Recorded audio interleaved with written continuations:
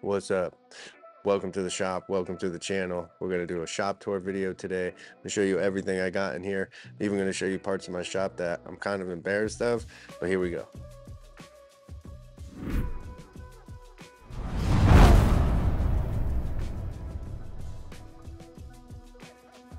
So before we start going around and I show you guys everything, just want to give a little update. If you guys have been following along on my Instagram page, you know that I'm getting ready to move. We are moving the shop to a new location um, here in a couple weeks. So my plan was to make this video and have it all cleaned up and organized in here. And not that it's not organized, but it's not the cleanest that it's been. The last few weeks of the year were hectic, super busy, trying to get projects finished up and out the door and then installed. And so just getting back here, the shop is pretty empty as far as projects go, but it is not in its cleanest state. But I figure we'll do the video anyway. I'll show you guys around, show you the machines I got, show you my setup. Um, One thing that I am really excited about with the new space is to be able to really um, set everything up more efficiently. So you'll see as we go around here, I have two bays. I have this one and I have about 3/4 of the other one, which you'll see more of that in a minute. But when I moved in here, I only had this bay. I started with just this side, and I didn't have all the equipment that I have right now. I've acquired a few more machines since I've been here.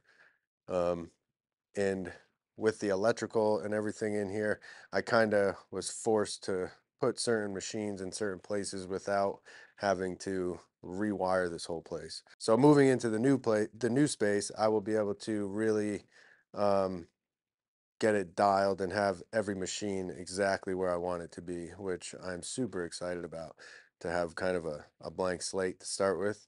So we'll take a walk around and we'll start on this side and then we'll move to the other side. So this side is basically all my bigger machines. This is where material comes in, everything gets cut, and then the other side is like where my workbenches are, and that's where we assemble everything. I do have edge bander on that side and line bore machine. And so we'll start in the front of the shop and then we'll work our way back. So this area right here is the front of the shop. So right behind you in the camera is my front door where I come in. This is the another door here, a man door, which I have my spray booth kind of set up, which I'll show you guys that here in a little bit. And then here's my big garage door. So I keep the forklift in here at night. I don't want to leave it outside. I've got my racks here. So material comes in, goes on the rack. Forklift is usually outside all day unless it's raining or snowing. And I'll pull that out so we can show you a little more of this space here.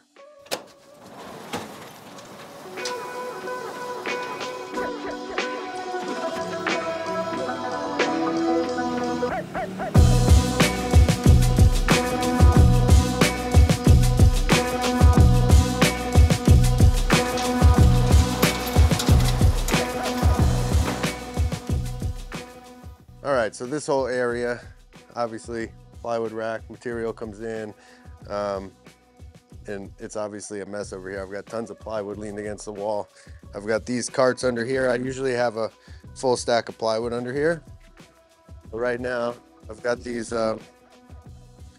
carts. I made a couple of these, saw someone else do them, make them on Instagram. I really like the design of these for plywood parts. So after I rip and cross cut all my parts, they get labeled and stacked on here. I've got some of this soft padding on here so it doesn't tear up the edge banding and all that. So I've got two of these carts. They are pretty sweet. So this is where I do all my spraying. One of the things I'm really looking forward to in the new shop is having a dedicated spray booth. This shop, I've made this work for years. It's worked, we'll say that. Not the most convenient because I am spraying right here and all my machines and tools are here.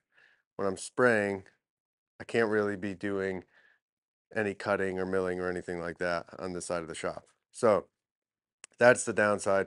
Um, and this is a man door right here behind this fan and piece of plywood. So this is just screwed to the wall. So I go outside, I open up the door, and I've got filters that go over this, and I basically do my spraying right here. Like I said, not the most ideal. It's worked for me for years. On Instagram, I've gotten tons and tons of questions about my spray booth setup. I don't really show it often because it's not really anything too exciting. And finishing is one of those things that there's so much information out there and there's so many people doing things different ways that I'm not I do share with certain people, but it's not something I share a lot about. I get a pretty darn good finish, I think. And my technique and my method and everything works for me. Might not work for everybody else, but it works for me. So I'll show you what I'm spraying with. I'll show you my equipment and what I'm actually spraying. There are going to be big changes when I move to the new shop because we're going to be spraying different products. So we'll get into that a little bit too. Um, but this is where I spray. And then, like I said, at night, this is where the forklift goes. So this whole area right here, at the end of the day, kind of has to get cleaned up because I need to get my forklift in here. So it looks like I've got a ton of free space right here, but I really don't. And I also need access to my plywood rack, which is right here. So I'm able to get the forklift in here and add or remove material from there and so on. Remember, I did say it was a mess in here. So we've got just a ton of scrap plywood leaning up against the wall here. We've got our table saw, Grizzly table saw. So like I said, this was the side that I moved into first.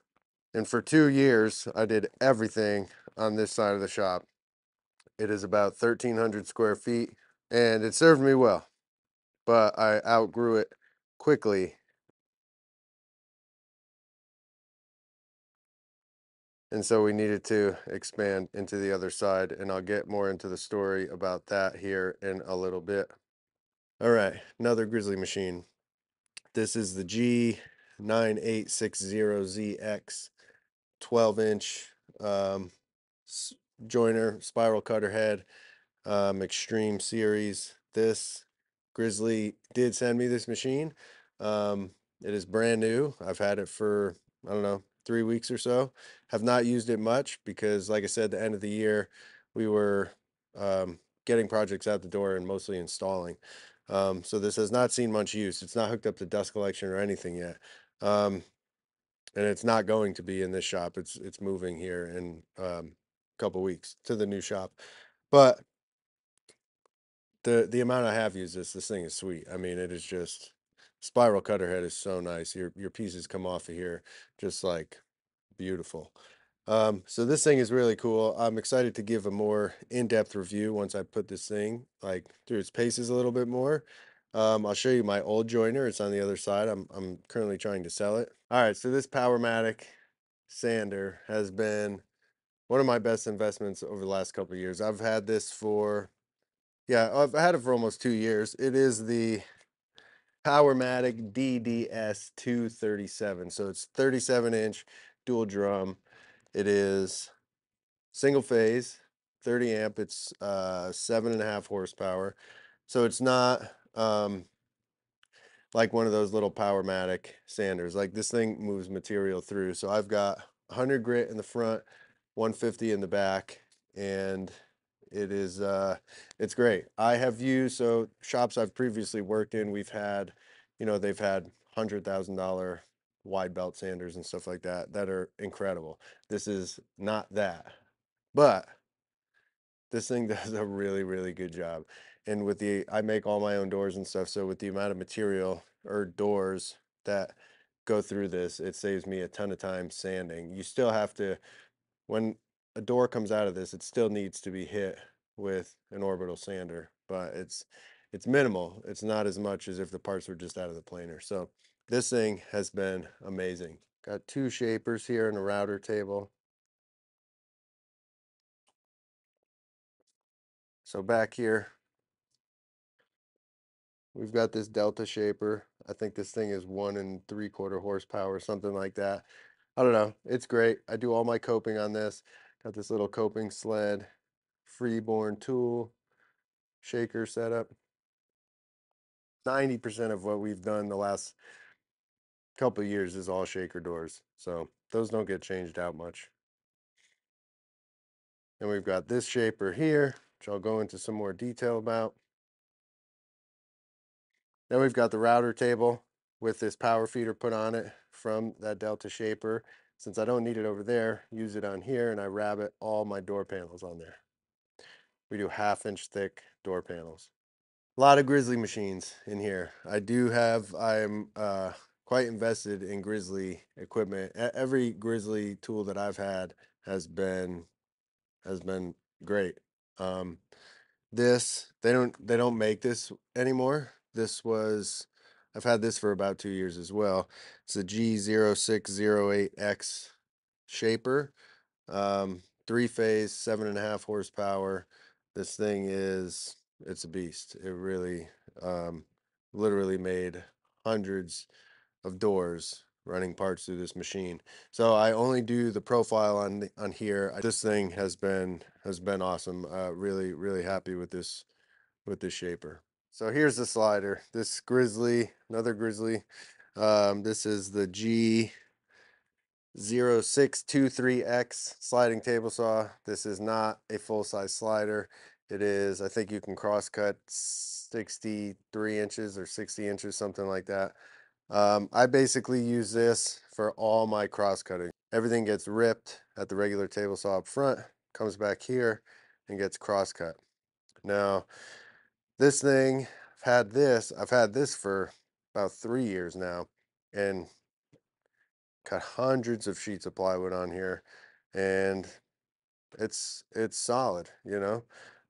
Like I said, I've worked in higher end shop where we had, you know, Altendorf F45 sliders and stuff like that.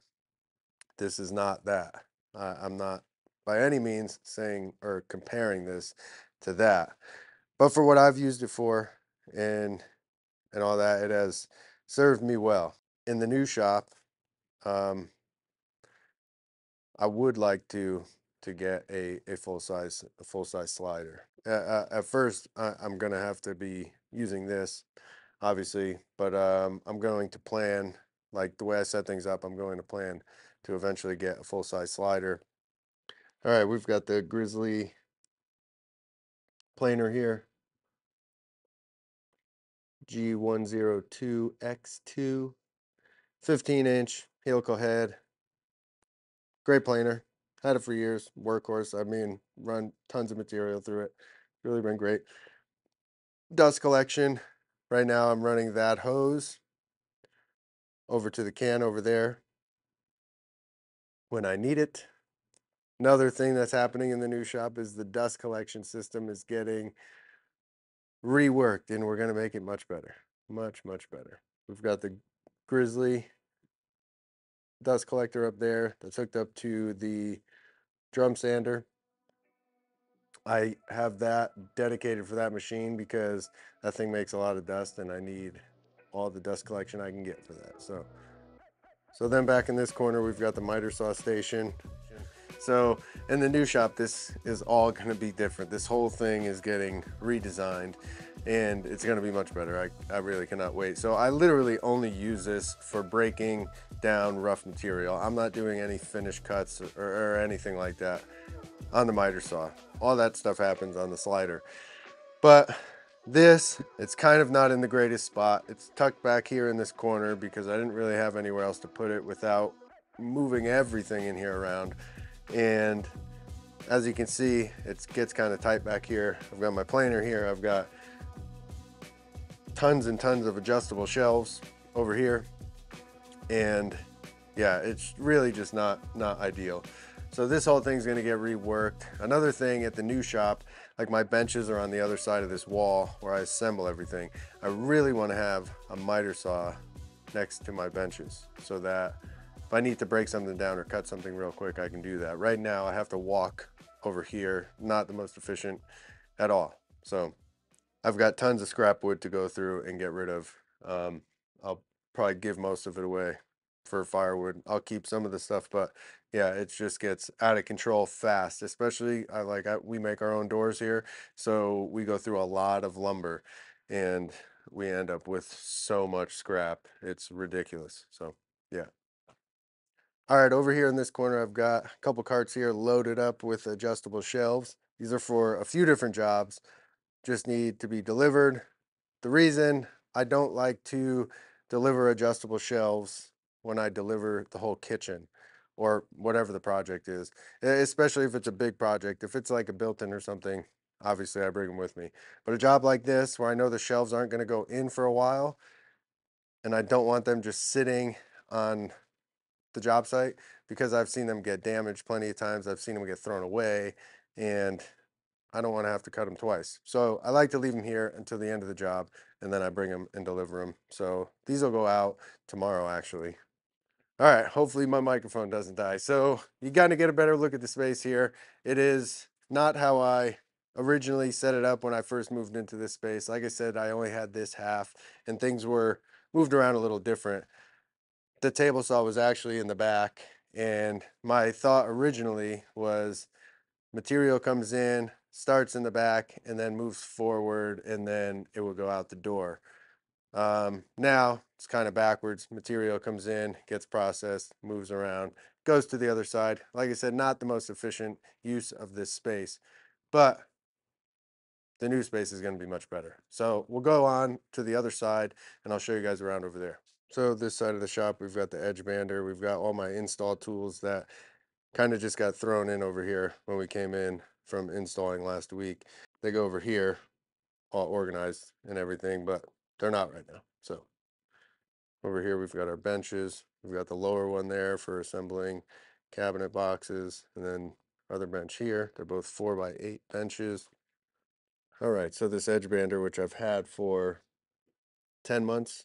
This is the Cantech MX340M, run thousands of feet of material through here, and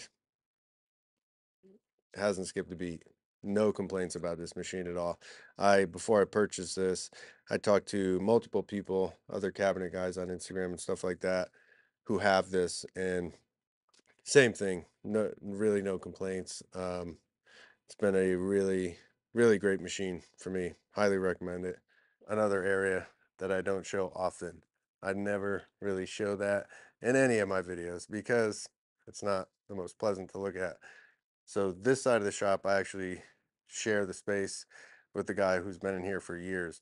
So when I was just on the other side, he had somebody else renting some of his space, and then they moved out, and he asked me if I needed more space. So I took over this space, and he uses that space back there. He does HVAC, so he stores his HVAC stuff back there, and he's got his boats, his little fishing boats and stuff.